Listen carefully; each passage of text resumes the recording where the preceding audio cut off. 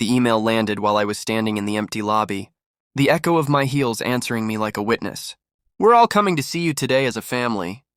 I smiled at the polished concrete floor and the clean glass doors. I had been waiting for this moment. 2 months earlier, my phone buzzed during my baby shower, or what was supposed to be one. Balloons sagged. The cake sweated under bad lighting. Chairs stayed empty. My parents texted first. Dinner with my sister. Couldn't cancel. My husband followed. He was already there, apparently. I sat alone, hands folded over my stomach, listening to the air conditioner hum like it was trying to say something kind. I remembered when my husband first met me. He liked how I listened, how I didn't interrupt. He said I was steady, safe. My parents loved him because he laughed at my father's jokes and never challenged. My sister loved him because he admired her ambition, or maybe just her appetite. We were a unit once. Family dinners, promises, a shared calendar. Trust is a quiet thing. It doesn't announce itself when it leaves. The signs came softly.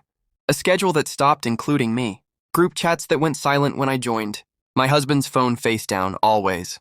I noticed how my sister said his name too often. How he defended her when I asked a simple question. The proof arrived without drama. A receipt left in his jacket. A dinner reservation.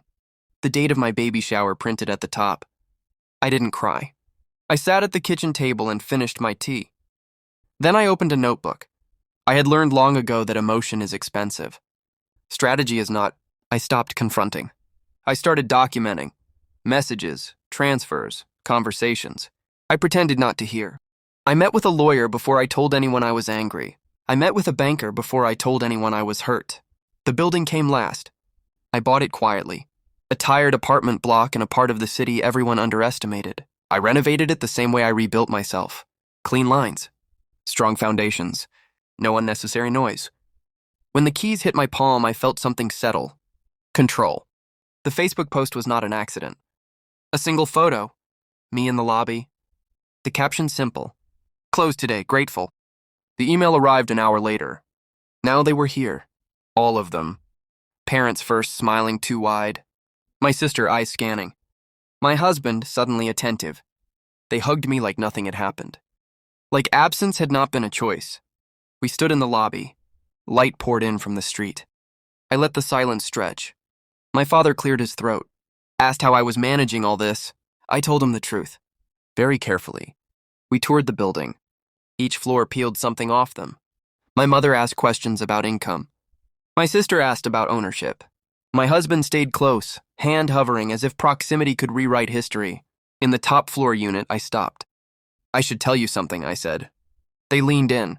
Family does that when it smells opportunity. I filed for divorce the week after the baby shower. My husband froze. "I transferred my assets before that," I continued. "Legally, transparently, documented." My sister laughed too loud. Asked if this was a joke? I handed her a folder. Screenshots, dates, receipts. The room got smaller. My parents tried to speak. I held up a finger. "The building is in a trust," I said. "For my child." I looked at my husband. "And the reason you're not on the deed is the same reason you're not on the birth certificate." He opened his mouth, closed it. The quiet finally belonged to me. They left without shouting, without apologies. I watched them from the window as they crossed the street, suddenly ordinary. Later, alone, I sat on the floor of the empty unit and felt my breath return to its natural pace. Revenge is not loud. It does not slam doors. It rearranges rooms so the people who hurt you no longer fit. I did not win because they lost. I won because I chose myself when they didn't. And for the first time since the baby shower, the future felt like something I owned.